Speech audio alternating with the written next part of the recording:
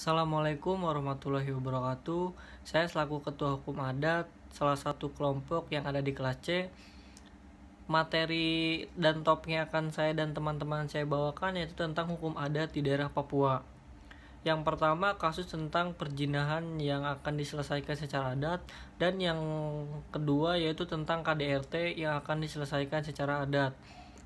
Sebelumnya, perkenalkan, nama saya Riki Rivaldi. Saya Ariwangsa Juri. Saya Denisha Maharani. Dan saya Vidianingsi.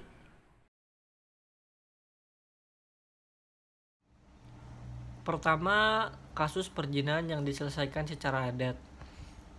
Jika bertanggung jawab secara adat ini tentang perjinahan, maka sama saja membayar ternak babi sebanyak 3 ekor. Kasus perjinahan ini dipimpin oleh Bribtu Yordan Bonai dan PNS Polri Esap Bogum di Mapolres Tolikara, Papua. Namun, keluarga korban meminta diselesaikan secara adat dengan membayar denda 8 ekor ternak babi. Sehingga tadi kami mengumpulkan kedua belah pihak untuk menyelesaikan dan mendiskusikan masalah tersebut.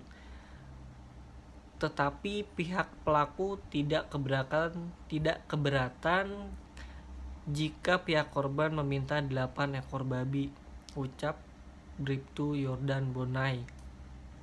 Anggota Babin Kamtibnas ini menyampaikan terima kasih kepada kedua belah pihak yang sudah berkumpul berdiskusi menyelesaikan masalah tersebut dengan aman tanpa kericuhan. Polisi hanya menjadi penengah bagi warga guna hingga aman dan tertib. Kami harap tidak boleh melakukan tindakan yang dapat menimbulkan kekacauan gangguan Kamtibnas, ucap Bribtu Yordan Bonai. Pelaku yang berinisial LK telah menyampaikan permohonan maaf secara terbuka kepada pihak keluarga korban karena menyesali terjadi perbuatan asusila tersebut. Dalam penyelesaian adat itu, LK beserta keluarga hanya mampu membayar denda sebanyak 3 ekor babi. Saya beserta keluarga hanya mampu menyiapkan denda sebanyak 3 ekor babi. Untuk itu kepada pihak keluarga korban dimohon untuk menerimanya dengan ikhlas, kata pelaku.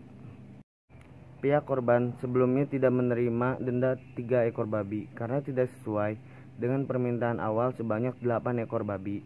Namun setelah diberi pemahaman oleh anggota Babim Kantibas, akhirnya mereka menerima dengan syarat pelaku tidak mengganggu lagi keluarga korban. Esap Bogum selaku PNS Polri Satbimnas menyatakan telah dikeluarkan surat pernyataan bagi kedua belah pihak bahwa masalah tersebut telah diselesaikan secara adat. Maka dari itu dimohon kepada kedua belah pihak agar tidak mengungkit masalah ini kembali.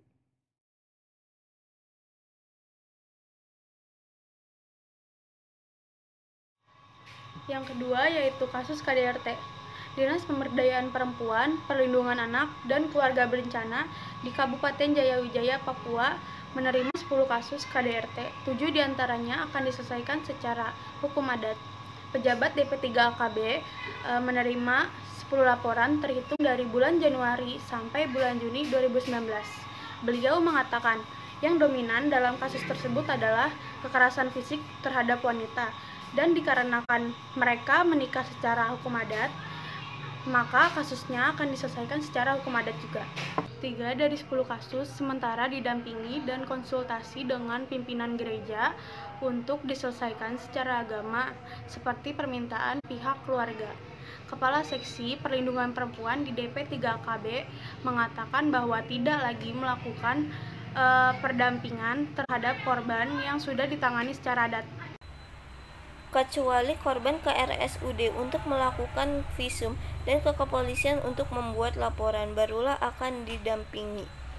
8 dari 10 kasus yang dialami adalah perempuan asli Papua dan 2 lainnya adalah warga non-Papua. Ia mengalami kekerasan berat, namun sudah berlangsung lama baru dilaporkan sehingga bekas luka tidak terlihat lagi. Adapun penelantaran tidak dibiayain serta poligami.